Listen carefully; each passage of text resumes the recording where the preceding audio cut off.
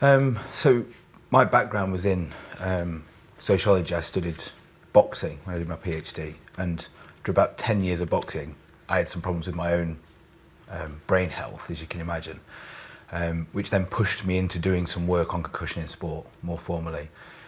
That's recently made me shift into, like, about 2 years ago, we did a symposium at Trent, and where the wife of a former professional footballer came and spoke, and her talk was a kind of catalyst at that point for us to bring a group of people together, community partners, as you said, people from Trent Dementia involved in it, people from the universities, from Loughborough, from Uni of Nottingham, to develop a project in this direction, get some money. We got some money, which was nice, from the Foundation for Sociology of Health and Illness.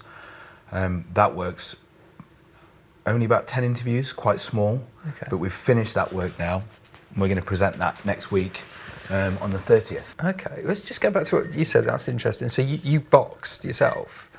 Yeah, a very, very low level. Yeah, but even so, you're in the ring, aren't you? It was 10 years, so it took a toll on me, yeah, so because I loved it. How did you know it was taking a toll from your own point? Oh, gosh. Well, I know, we'll get back to the research, but I'm just I curious. bore my students with this story, but I forgot the word jacket potato. Right. That was quite an important moment. And my wife wasn't my wife at the time, but she was like, okay, I've seen some stuff, that might be a thing.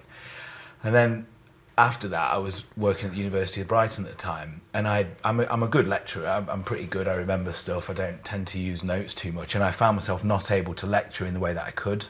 Okay. So it's rare that someone is able to catch their own cognitive decline because you don't necessarily have reference points. Like, whereas if you're standing up doing lectures and you can't do them anymore, it's quite clear you can't do it.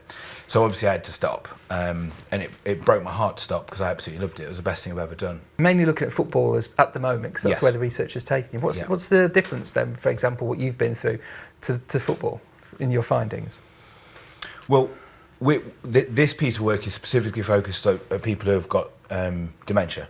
The difference that's quite important between kind of a regular dementia, people that it comes on in older age, is that what we've got here is a sample of people who are former professional athletes who are very strong and healthy still physically, and that shifts the problem slightly, because if you're 80, 85 and you've got dementia and you are a bit more frail, and maybe lighter as well. Right, that's a different proposition to a man of my size or your size. Yeah, absolutely. And one of the issues, it seems, with CTE, which is chronic traumatic encephalopathy, which is the dementia connected to sporting populations, it seems like there's issues around increased aggression as well. Right, okay.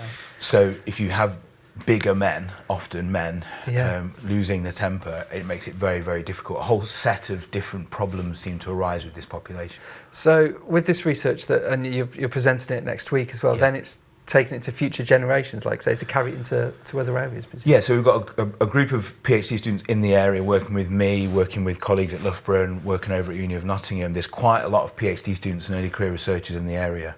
And on the steering group that worked with me on this and kind of helped me, lead me basically to what we're doing, they've given up their time to come and speak. So we're going to speak to the next generation as well to say, look, here's the work we've done, here's the work that's happening, here's the opportunities for what could be done next as well.